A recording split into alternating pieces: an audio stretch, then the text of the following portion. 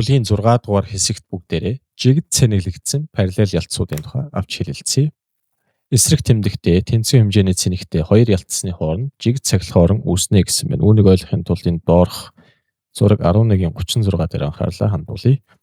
Энд юу болоод байгаа юм бэхээр дээд талд нь нэг юм ялтас, доод талд нь дахиад нэг юм ялтас байгаа. За параллел хавтангууд гэдээ бүгдээрээ ойлгочих. Энэ хоёр байна. Хоорондоо ижил хэмжээний бөгөөд эсрэг тэмдэгтээ ийм цэнэгүүдээр цэнэглэгдсэн байна. За үүнийг бий болгохын тулд мэдээж энэ хоёр ялцад бүгдээрээ ямар нэгэн байдлаар хүчтлийн үүсгүр цаашлах юм бол зай залгах шаардлагатай. Ингээд тэр зайны маань өөрийнх нь хүчтэл энд байгаа V-гээр харуулсан. Энийг бүгдээрээ хүчтэл гээе. Өөрөө V байх нь. За хүчтэл гэж юу юм бэ гэж асуух юм бол хүчтэл гэдэг бол өөрөө потенциалын ялгуурыг бид нар бас хэлдэг. Потенциалын ялгуурыг хэлдэг. Багшаа потенциалыг чинь бид нар V үсгээр тэмдэглээд байгаагүй лөө. За нэг ийм тэмдэглэгээний нэг асуудлыг нэг талд нь гаргаад тавьчих гэж би бодож байна. Хүчтлийг ихэнхдээ бид нар V үсгээр тэмдэглээд байдаг. За бид нар бол монгол хэл дээр бичигдсэн ном сурах бичгийг харах юм бол харин потенциалыг φ үсгээр тэмдэглээд байдаг. Потенциалыг φ энэ потенциал. Гэтэл тэр дээр бүгдээрээ потенциалыгч тэр хүчтлийгч тэр хоёуланг нь V үсгээр ингээд тэмдэглээд байгаа юм. Жохон толгой эргүүлээд байгаа. За тэгвэл бүгдээрээ ингээд V гэдэг бол өөрөө хүчтэл бөгөөд тэр маань дельта φ-тэй тэнцэх нь байна. Өөрөөр хэлбэл дээр тэмдэглэсэн потенциалыг бид нар V үсгээр тэмдэглэсэн. V2-аас нь V1 дельта V буюу потенциалын ялгуур нь цааштай хүчтлийг харуулна гэд ойлгочих. За энийг тохиролцсон байх гэж найдаж байна.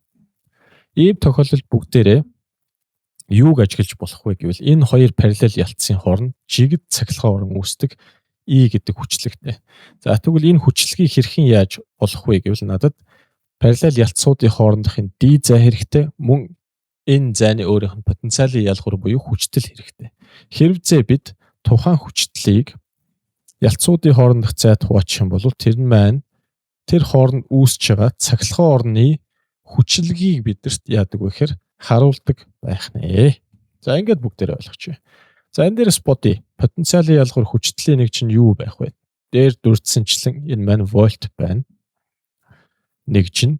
За энэний нэг чинь өөрөө метр байна.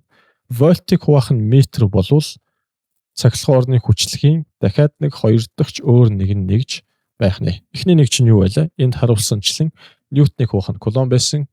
Мөн вольтыг хуваах нь метр гэдэг бол цахилгаан орны хүчлэгийн энэ нэгжийг харуулдаг байх нь. За энэ бол ингээд вольт гэдэг нэгжтэй, энэ метр гэдэг нэгжтэй байх нэ. За бид бүхэн мэдэж байгаачлан E гэдэг хүчлэгтэй орон дотор Q гэдэг цэнэгийг оруулах юм бол орны зүгээс ийм хэмжээний хүч үйлчилдэг. За E-гийн оронд бид нар яаж байгаа юм бэ? E-гийн оронд бүгдээрээ V хуваах нь D-гээ орлуулчих юм бол үндсэндээ энэ хүч маань Q үржих нь E, тэр маань V хуваах нь D болж хувьсан өөрчлөгдөх нэ. За энэ том юуны гаргалахыг бүгдээрээ энэ дээрээс гаргаад тавьчих. Ингээд үүнтэй холбоотойгоор бүгдээр 18 дугаар бодлогыг бодъё. 3 кулон цэнэг К хавтангаас X доош чөлөөтэй хөдөлж эхэлсэн. Цэнэг L хавтгаад хүрэхэд түүний энергийн өөрчлөлийг тодорхойлох гравитац орон байхгүй гэж үз. Энэ 3 кулон гэсэн байна. Саяны анзаарснаар, миний анзаарснаар энд бол нэг юм 1 кулон гэсэн байна. Тэгэхээр аливаар нь авч бодох. За энийг 1 болгочих. 1 кулон цэнэг доошоо явж байгаа шүү. Параллел хоёр ялтас байна. Жиг цэнэглэгдсэн. Энэ хоёрын хооронд цахилгаан орон үүсэн. Цахилгаан орны хүчлэг эргээс гараад сөрөг дээр төгснө. Тэгэхээр ийм доошоогоо чиглэлтэй байх нэ. Энийг хэрхэн яаж болж болох вэ? E гэдэг бол тоон утгын хувьд V хуваах нь D байсан тий сая. V маань 50 вольт гэж өгчөж тэг 100-ны 5 метрээ энэ хоёрын хоорондох зай гэж өгсөн байна. 5000-ыг 5 туваа 1000 вольт метр гарах нь байна. Энийг ингээд олчиж байгаа. Энэ чиглэл яагаад чухал юм бэ? Нэмэх 1 кулон цэнэгт цахилгаан орны зүгээс цахилгаан оронтой ижил чиглэлд хүчээр үйлчилж эхэлнэ буюу доошоогоо хүч үйлчилж эхэлнэ. За энэ хүчийг бүгдээрээ тоон утгыг нь олъё. F тэнцүү Q үржих нь E гэд олчихно. Q бол өөрөө 1 кулон юм байна. Үржих нь E-г сая бид нар 1000 гэд олчихлоо. Энэ дээрээс 1000 ньютон хүчээр үйлчлэх нь.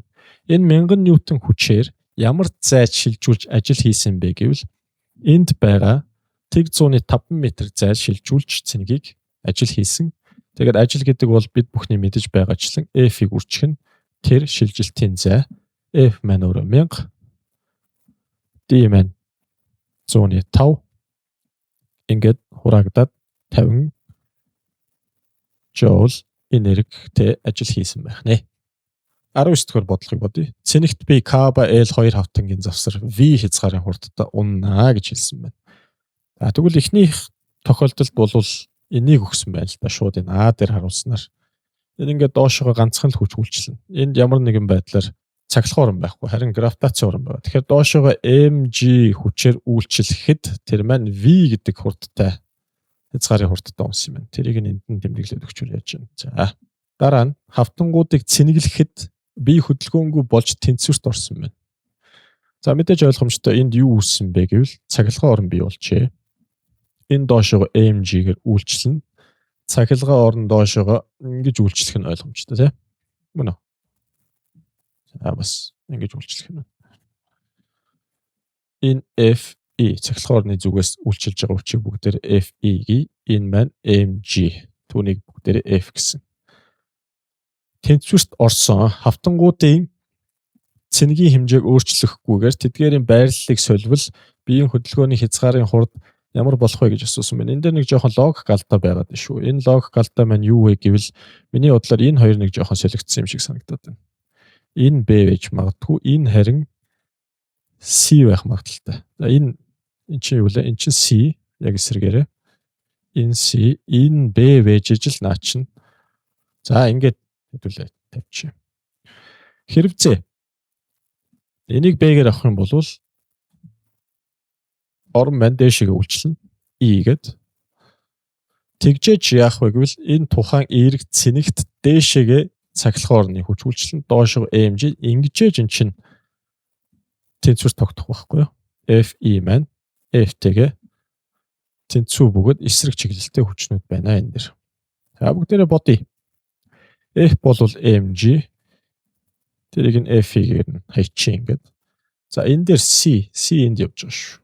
C дээр яасан бэ гэвэл доошоо цахилгаан орон мөн доошоо mg үйлчилнэ. Ингээд mg in Fe гэж зүмөрөө. Тэгвэл Fe дээр нэмэх нь mg үйлчлэх нь. mg бүгдээр F гэдэг байгаа шүү дээ. Fe маань F-тэй тэнцүү юм байна. Нэгдүгээр тэгшгэлгийн энийг энтэй тэнцүү юм байна. Тэр утгаараа энэ бол ерөнхийдөө 2 mg болно гэсэн санааг илэрхийлнэ. За ингээ 2 mg.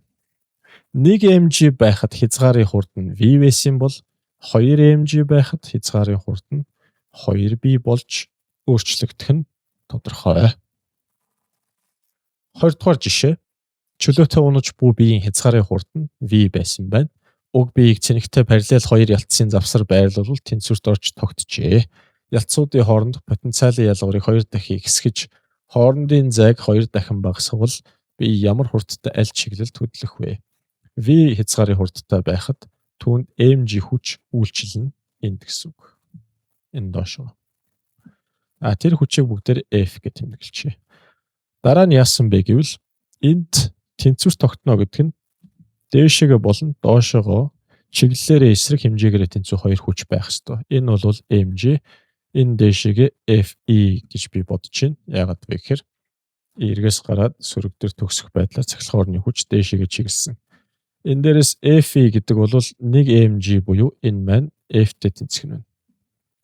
Харин энд нэг жоохон өөрчлөлт явсан байна энэ хэсэгт. Ямар өөрчлөлт явсан бэ гэсэн чинь 2V өөрөөр хэлбэл E-ийн жоохон өөрчлөлт тавьсан байна. Тэгээд D гэсэн байна. За тэр E-г олъё бүгдээр. E гэдэг бол өөрөө V хуваах нь D байсан. 2V хуваах нь D хуваах нь 2.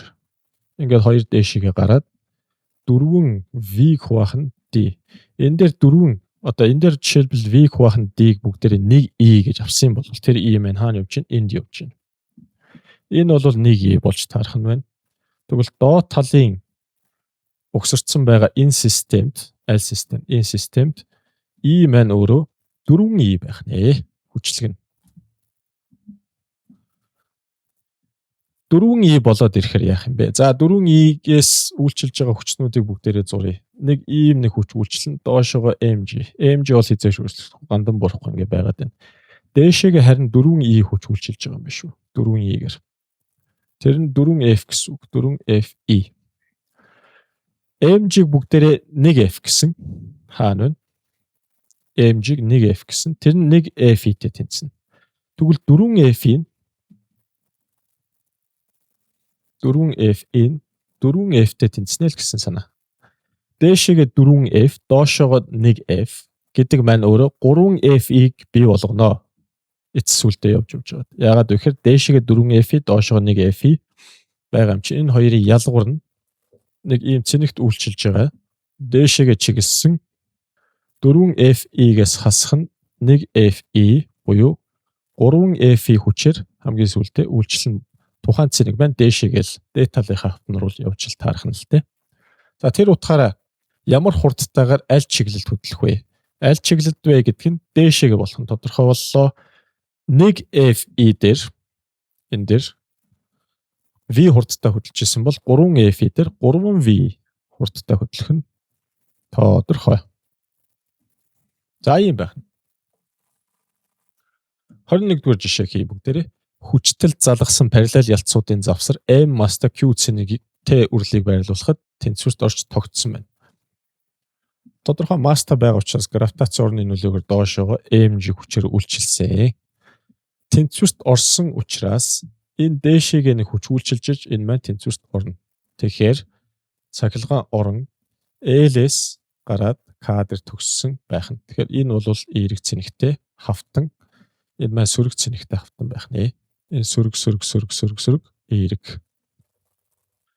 За ингэж яагаад B-д харуулсан байрлалд оруулах юм бол цахилгаан орон бол ийшээ үйлчлэнэ. Өөрийнхөө чиглэлд. Яагаад тэгэхээр ингэж баруунаас зүүн тийшээ байрлах учраас энэ E нөгөөх нь хүндийн одоо гравитацийн орны бий болгож байгаа тэр mg хүч. Нэг ийм хоёр вектор л үйлчлээд байна гэж ойлгох чи ийм хоёр хүч. Нэг нь болохоор x доошоогоо ийм, нөгөөх нь зүүн гар тийшээ. Тэгвэл энэ хоёр векторын нийлбэрийг хэрхэн яаж болох вэ? Параллелограммын аргаар ингэж татаад энэ бол миний нийлбэр вектор. Буюу энэ чиглэлд хөдлөнө. За тухайн векторуудыг би бичиж энэ mg өнөөх нь f гэдэг вектор байх нь. Тийм учраас аль хариу болж тарах нь вэ? А хариу болж тарах нэ.